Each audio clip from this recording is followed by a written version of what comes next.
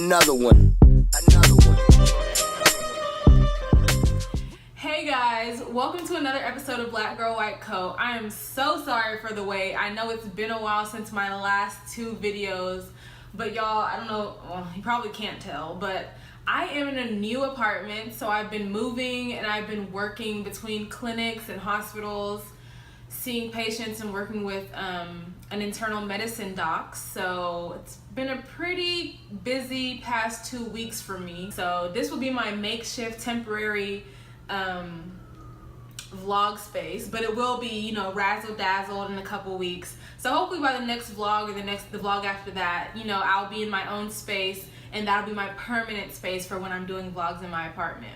Today is all about that medical school interview. I know that it is about to be that season. I know we're about to get nervous. Y'all are about to get sweaty. Y'all about to find y'all's, you know, cute little suit outfits, cute little professional outfits. The guys got their nice little ties. You know, you want to, you know, be as put together as possible for your medical school interviews. So right now I'm going to bring you Black Girl White Coat's version of the top 10 tips. Y'all, get out your pen and paper, get out your scratch pad, get out your iPhone, you know, go to the notes section, take some bullet points because we about to, you know, I'm about to break it down for y'all.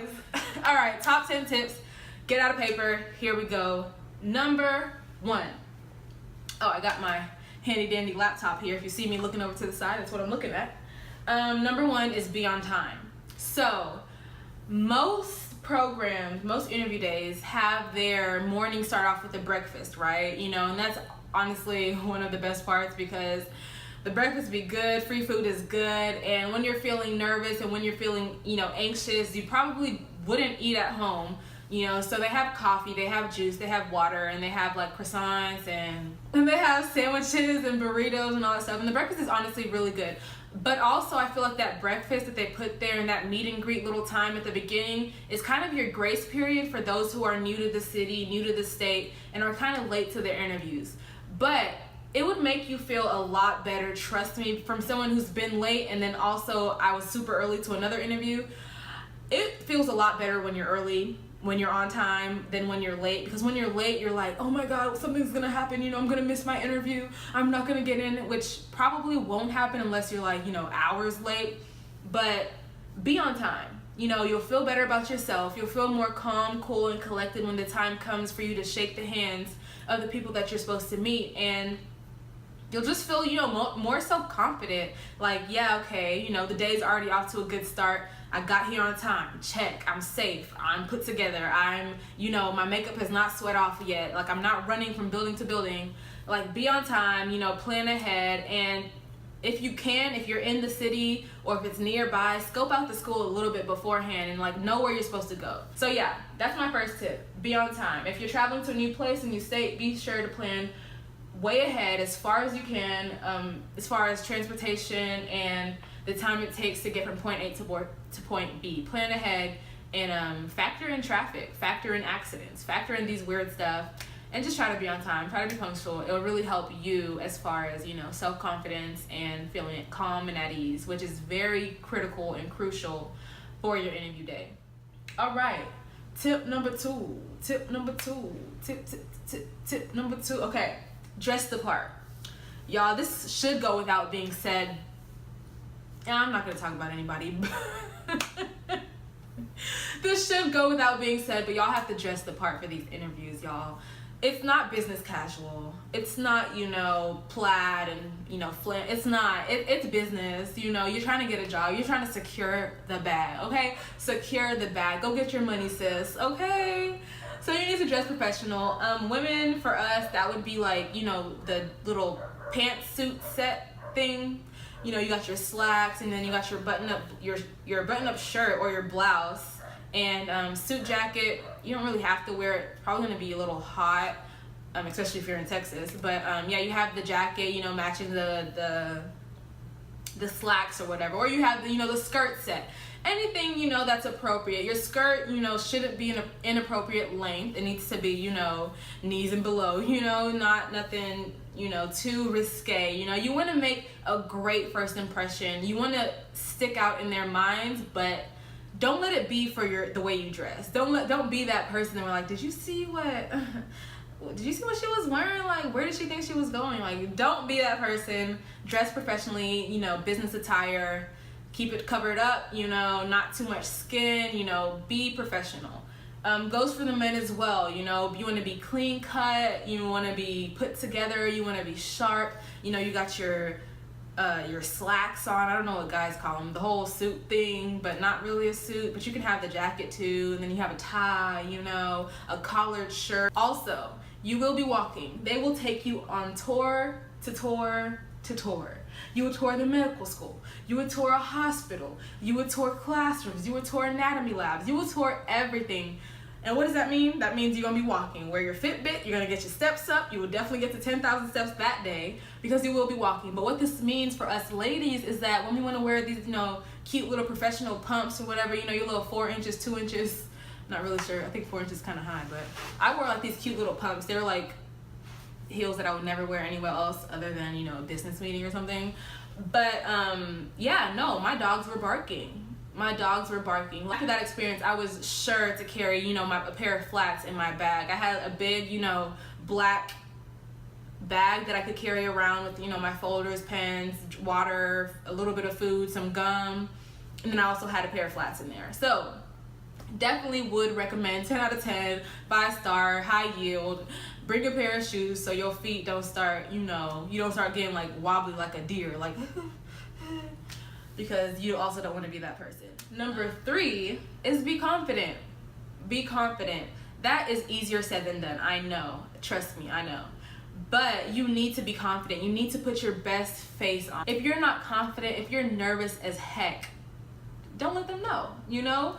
Fake it till you make it, okay? And you almost made it, so just fake it a little bit longer.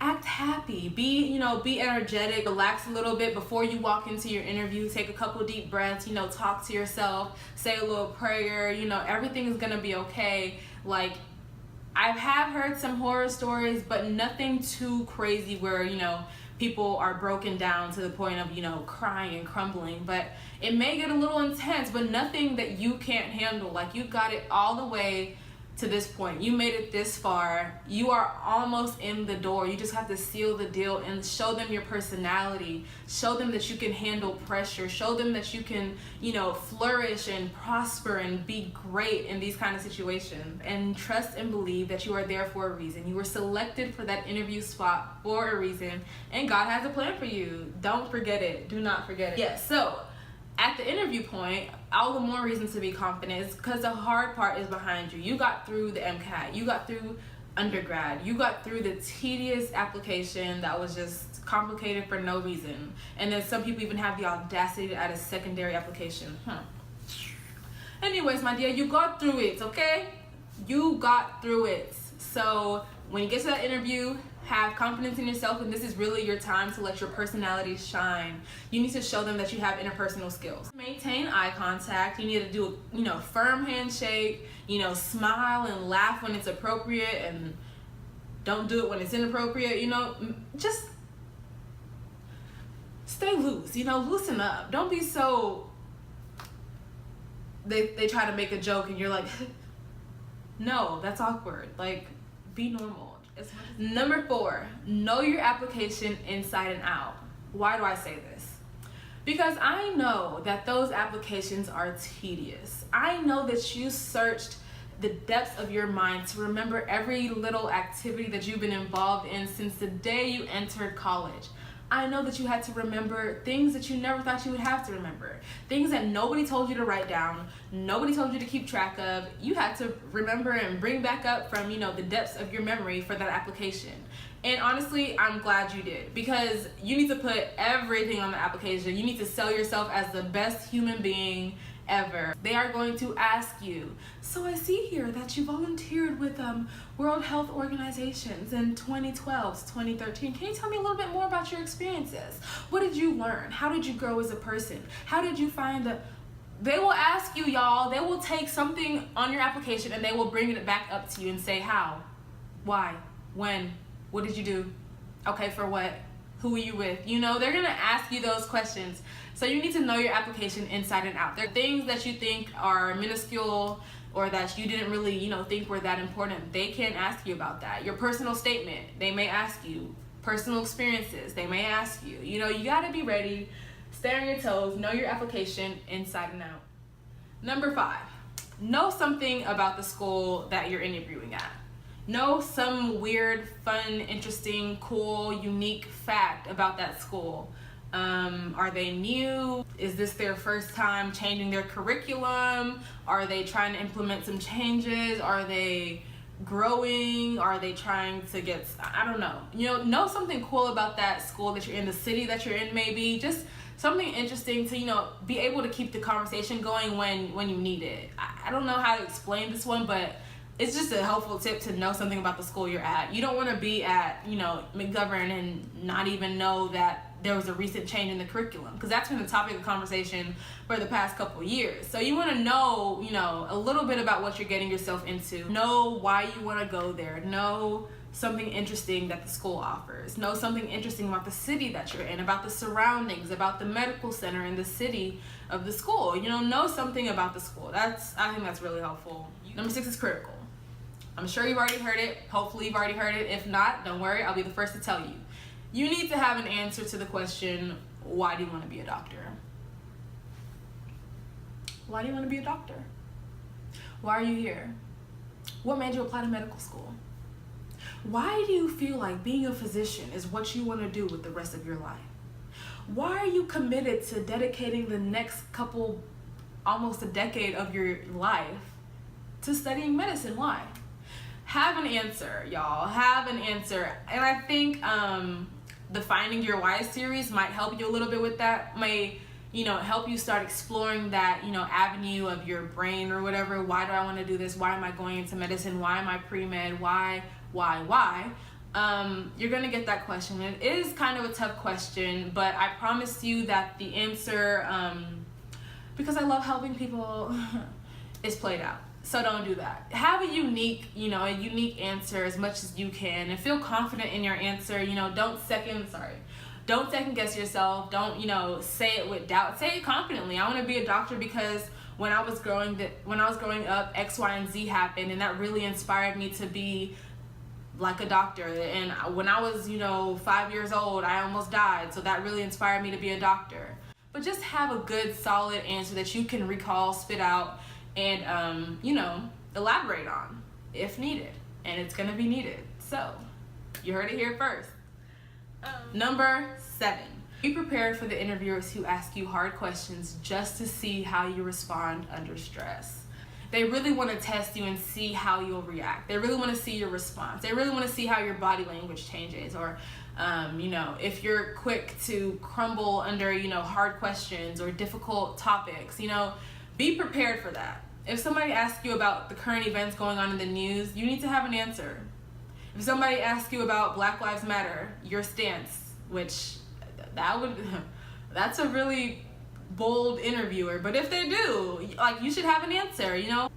Do be prepared for that one interviewer or 2 or 3 that will ask you those hard questions. And when they come, y'all, like I said, refer back to advice tip number 3. Be confident.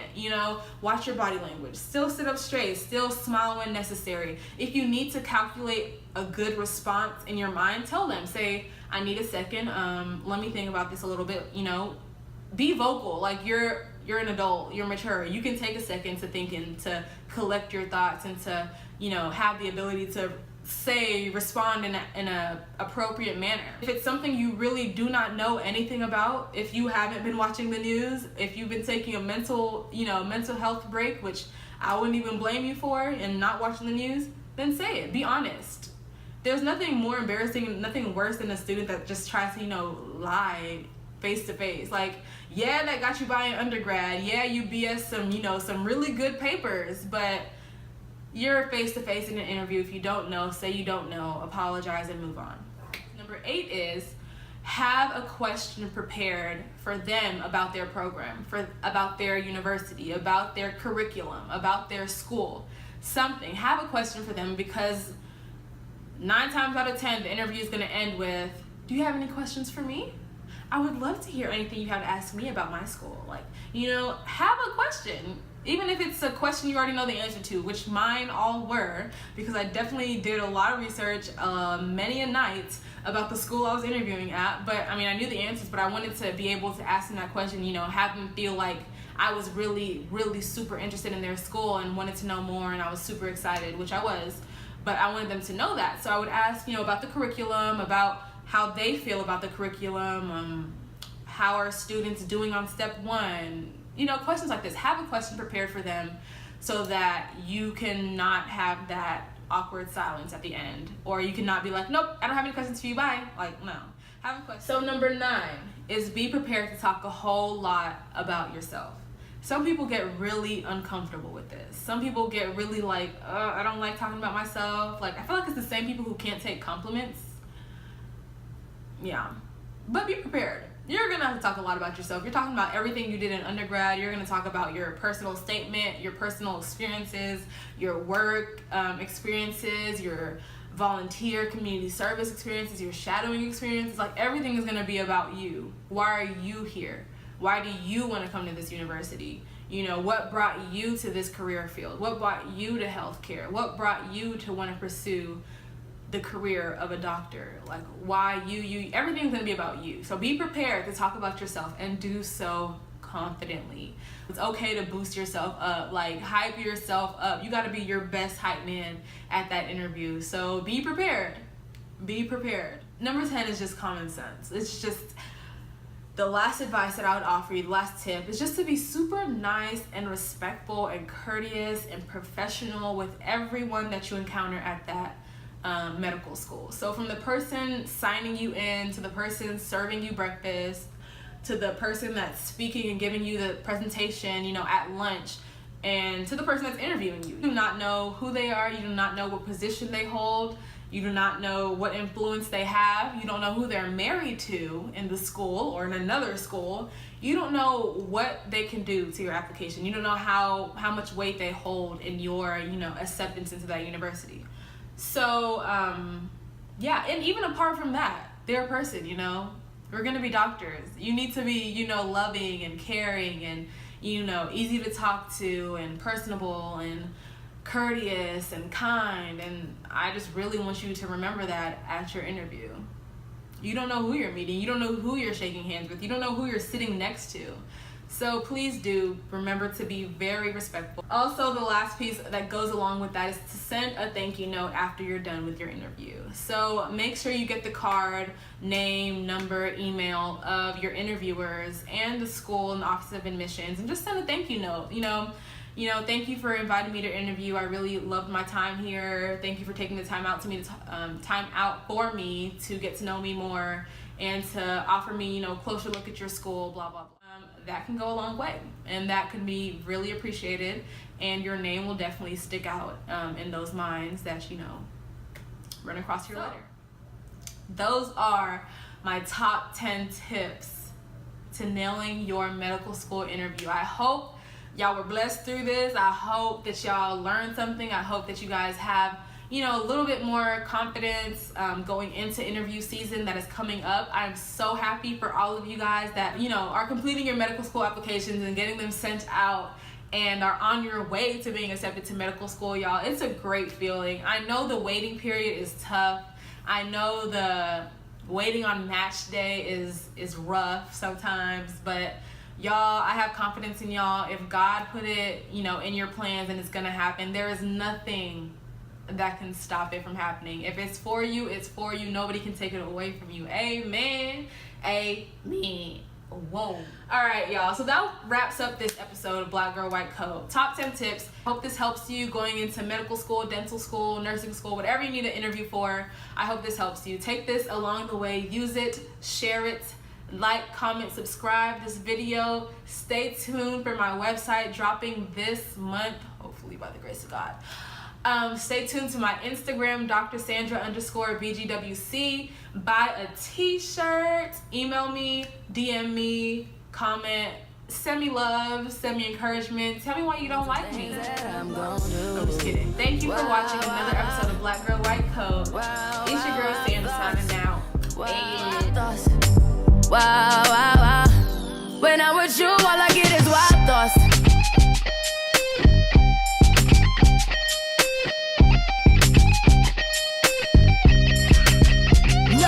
go.